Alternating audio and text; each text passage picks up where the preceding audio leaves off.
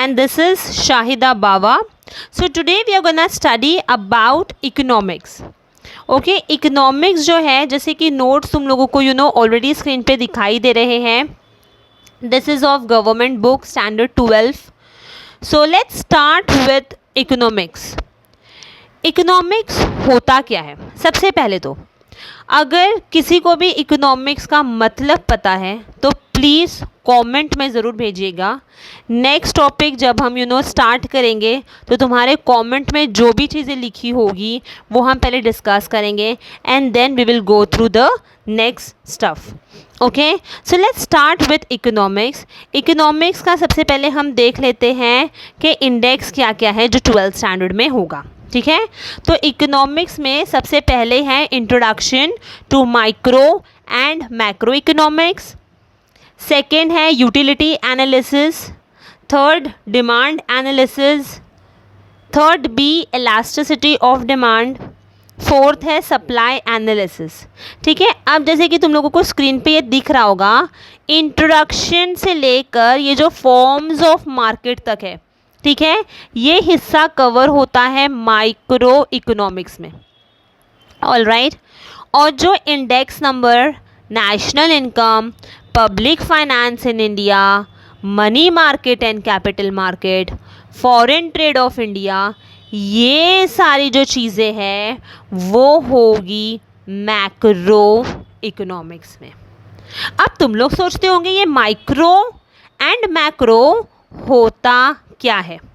तो सबसे पहले हम शुरुआत करेंगे आज का first chapter, introduction to micro and macro economics. Okay, so let's start. Introduction to micro economics and macro economics तुम्हारा पहला चैप्टर है और यहाँ पे इंट्रोडक्शन में दिया हुआ है कि micro economics and macro economics are the two main branches of modern economics. Objective में ये ज़रूर क्वेश्चन पूछता है कि the word micro is derived from the Greek word which means micros. अब micros क्या है? It is nothing but small. Okay, so microeconomy is derived from the Greek word micros which means small. Alright, वैसे ही same macro जो है वो भी Greek word से लिया गया है जो होता है मैक्रोज और जिसे कहते हैं लार्ज. ऑलराइट, इतना क्लियर हुआ. इंट्रोडक्शन सभी को क्लियर हुआ कि micro economics and macro economics are taken from the Greek word micros and macros which means small and large respectively. Clear? ठीक है, अब हम थोड़ा थोड़ा पार्ट पढ़ेंगे. हम सबसे पहले पढ़ेंगे माइक्रो इकोनॉमिक्स में. ठीक है, हम फीचर्स देखेंगे, हम उसके स्कोप देखेंगे, हम उसके इम्पोर्टेंस देखेंगे. फिर हम मैक्रो इकोनॉमिक्स पढ़ेंगे, हम मैक्रो इकोनॉमिक्स के इम्पोर्टेंस देखेंगे, फीचर्स देखेंगे, स्कोप पढ़ेंगे. और जब जब मुझे लगेगा कि ये क्वेश्चन ऑब्जेक्टिव्स के लिए आ सकता है, ये क्वेश्चन जो है वो तुम्हारे आंसर ब्रीफ के लिए आ सकता है, ये क्वेश्चन एग्री या डिसएग्री के लिए आ सकता है, तो वैसे हम सिस्टमैटिकली जाएंगे. जैसे ही हमारा चैप्टर कंप्लीट होगा we will try to cover objectives also. ठीक है, ऑलराइट. होमवर्क ऑलरेडी मैंने दिया हुआ है कि तुम लोगों को मुझे ये बताना है कि इकोनॉमिक्स होता क्या है. कमेंट में तुम लोग मुझे इकोनॉमिक्स का टर्म भेजोगे और जो सही बोलेगा या जितने भी कमेंट्स क्यों ना आए हम वो नेक्स्ट लेक्चर में डिस्कस करेंगे. Alright, now let's start with the meaning of micro. आज हम, जैसे मैंने कहा है कि माइक्रो इकोनॉमिक्स का मीनिंग, डेफिनेशन एंड फीचर्स करेंगे. ठीक है, सो माइक्रो, जैसे मैंने कहा, micro means small part of a thing. Micro economic deals with small part of national economy. Studies about the individual behaviour. अगर हमने कहा है कि छोटा हिस्सा थोड़ा सा ही पार्ट पढ़ता है तो ये किसके बारे में पढ़ेगा? ये इंडिविजुअल यूनिट्स के बारे में पढ़ेगा. ये इंडिविजुअल यूनिट्स के बारे में पढ़ेगा, इंडिविजुअल कंज्यूमर के बारे में पढ़ेगा, इंडिविजुअल प्रोड्यूसर के बारे में पढ़ेगा, फर्म, प्राइस या हम कह सकते हैं फैक्टर। तो जो भी चीज़ें रिलेट करेगी इंडिविजुअल से हम उसे बोलेंगे माइक्रो इकोनॉमिक्स। समझ में आया? क्लियर हुआ एवरीवन? ओके, हम पढ़ते हैं डेफिनेशन। डेफिनेशन एकदम सिंपल है, जैसे बताया गया है कि micro economics is in fact a microscopic, है ना, छोटा, स्मॉल स्टडी है। तो स्मॉल स्टडी क्या? तो small study is microscopic study of economy. इतना समझ में आया? Any doubt? कुछ भी डाउट है meaning and definition of micro economics में?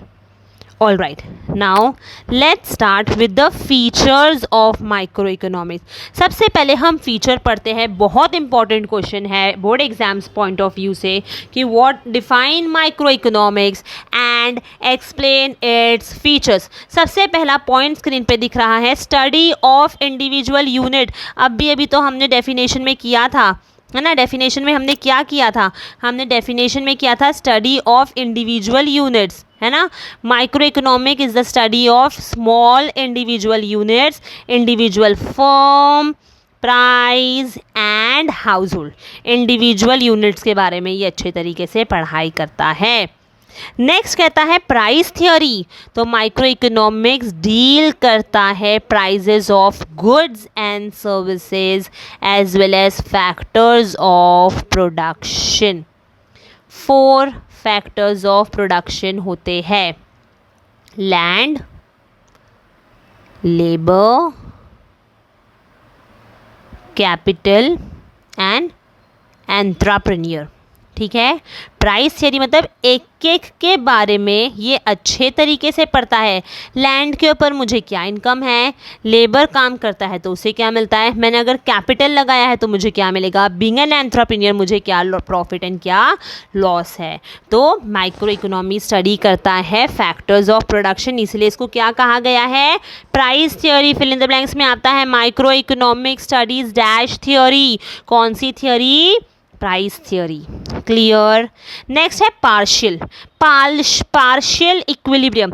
इक्विलिब्रियम का मतलब होता है इक्वल, पार्शियल मतलब आधा अधूरा पढ़ना, है ना, पार्शियल आधा पढ़ना। तो इक्विलिब्रियम मतलब balance between 2 factors. Micro economy analysis deal with partial equilibrium which only and only analyses individual economy.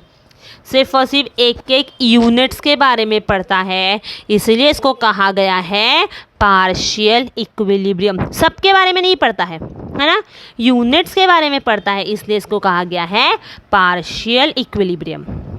Next है based on assumptions.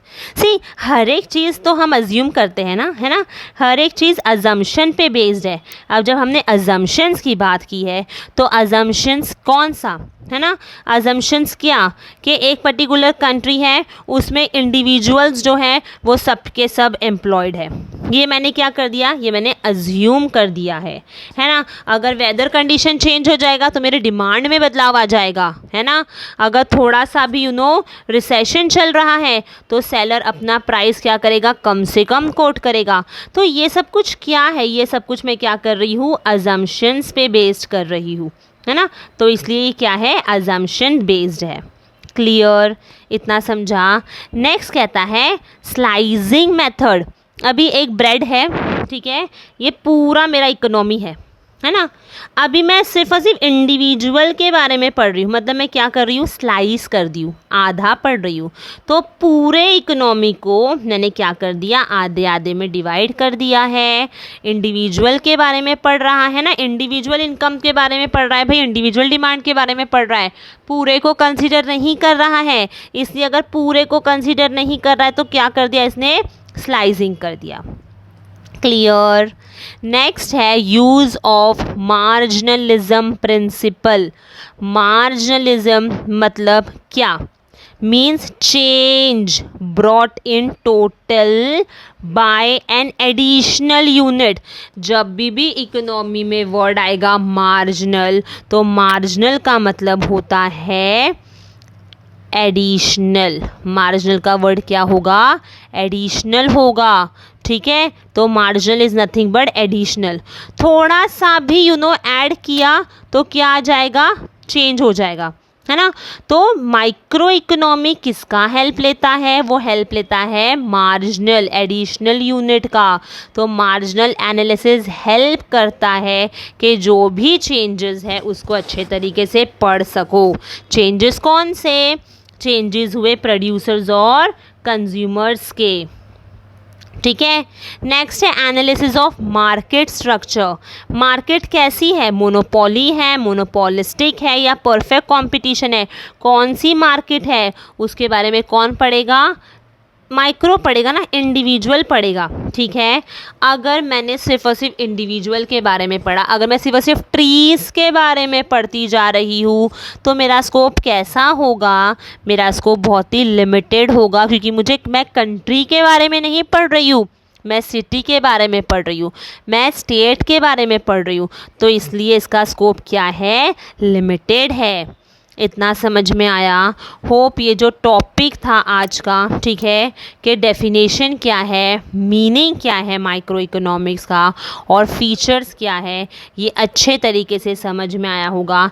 If yes, do like, share and subscribe the channel. Thank you.